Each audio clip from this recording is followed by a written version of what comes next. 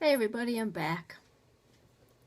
I got to thinking, my computer is still acting up on me, and I got to thinking about viruses and Trojans and all these things that can, malware that can get into your computer um, and sit there and cause you untold problems and disasters later, further down the line.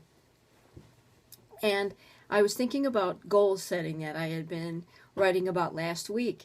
And it occurred to me that sometimes some of us have little self-sabotage malware that we have quietly installed in our goals. So we set goals with all good intentions, and we get going, and we're really excited about it. And on whatever hidden date, specific time, whatever the trigger, our little malware takes over our programming, and our goals don't work out. And then we get discouraged and disappointed, and we don't want to keep going, and we certainly don't want to set goals.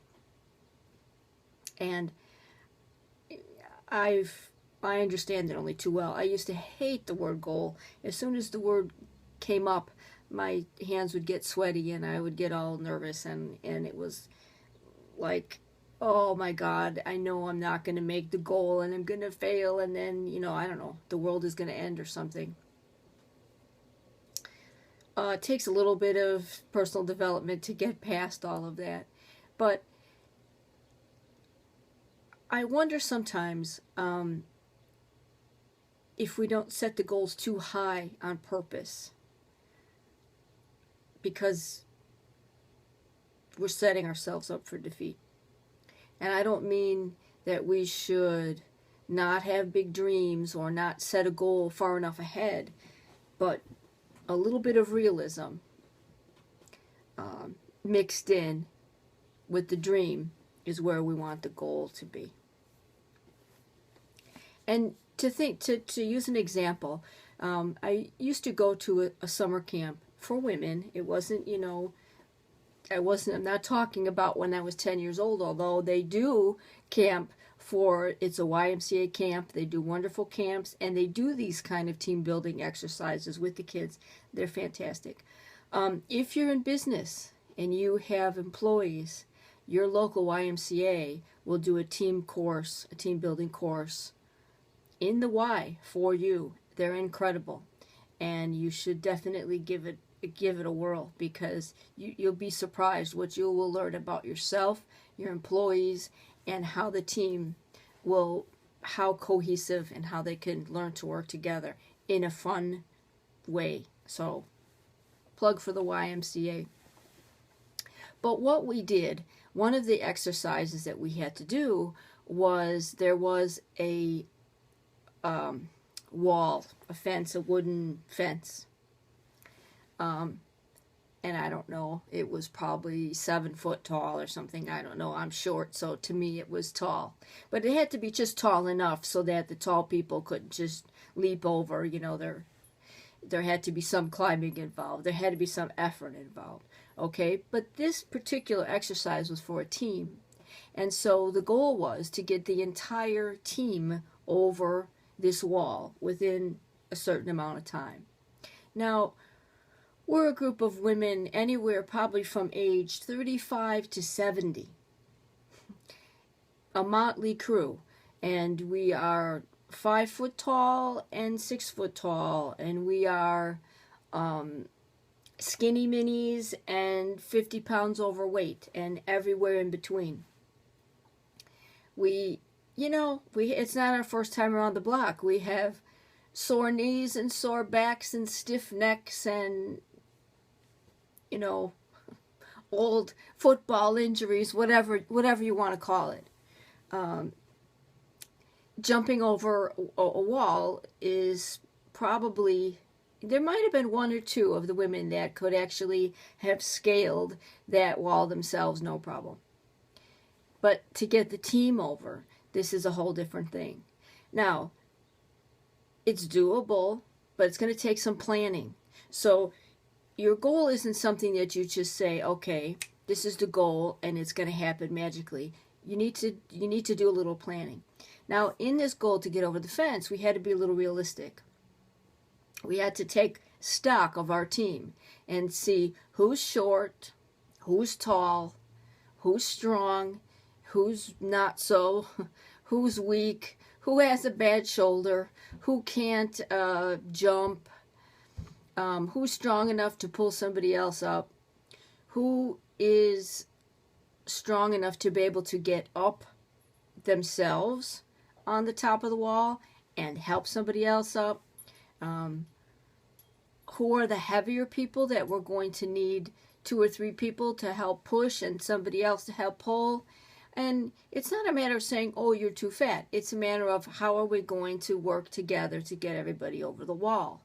And we did have a half-hour time frame. We weren't going to say, well, we're going to sit here for 6 months and you can lose some weight and you can go buy some platform shoes so you can be 6 inches taller. We had to work with what we had realistically to get everybody over the wall. And did we do it? Yes. And we had a lot of laughs along the way.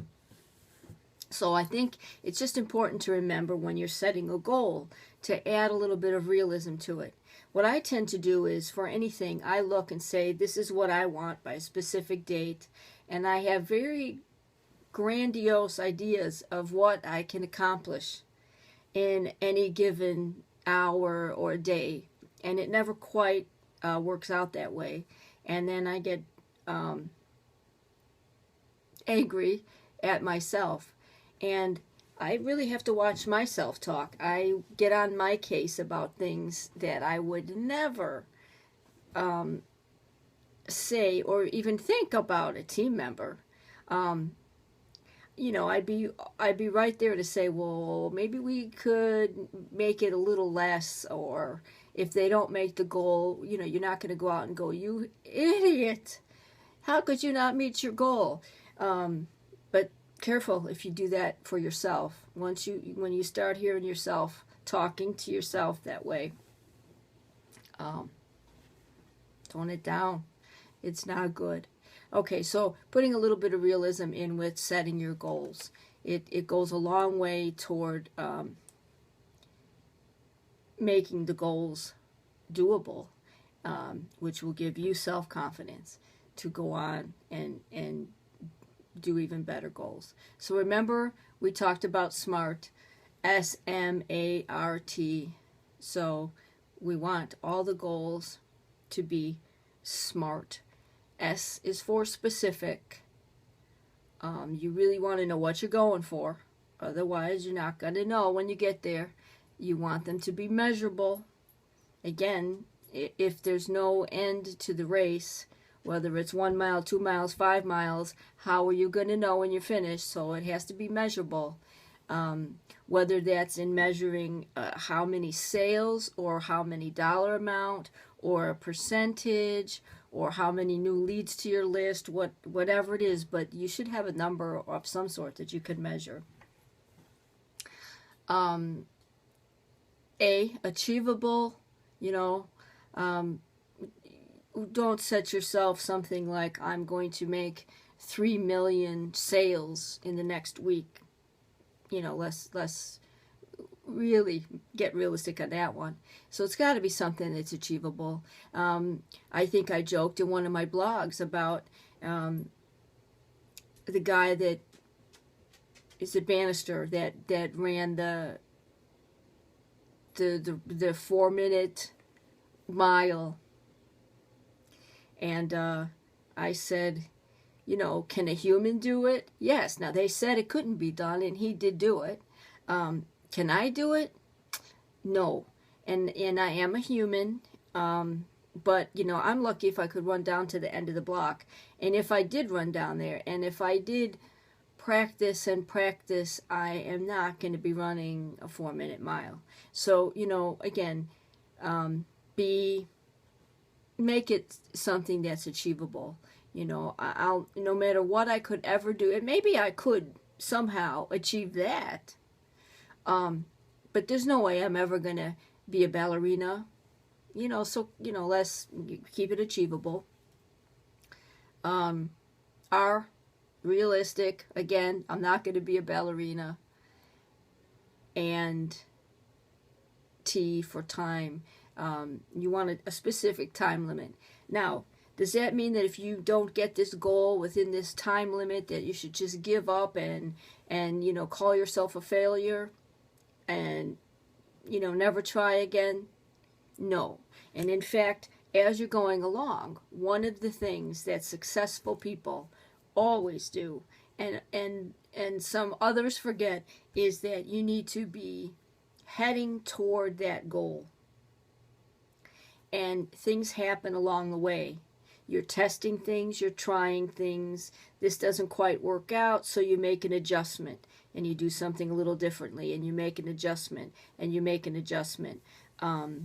Successful people have made umpteen adjustments until they finally met their goal. And that's what we need to do. Add a little realism, and remember, keep adjusting along the way. This is Pat from Spot 4 Connections. I hope this little video on goal setting will help you in your business. Talk to you later.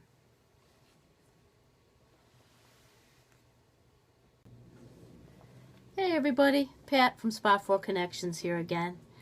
I was thinking a little bit about social media platforms and marketing on social media. It's a topic that is just all over the internet, and anyone who's doing business, even if you're not an online business, you have to think about online marketing and social media.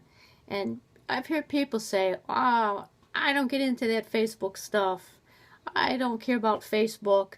I don't believe in that Facebook stuff. That's the one I like the best. I don't believe in it. And it's almost like electricity. You don't have to believe in it.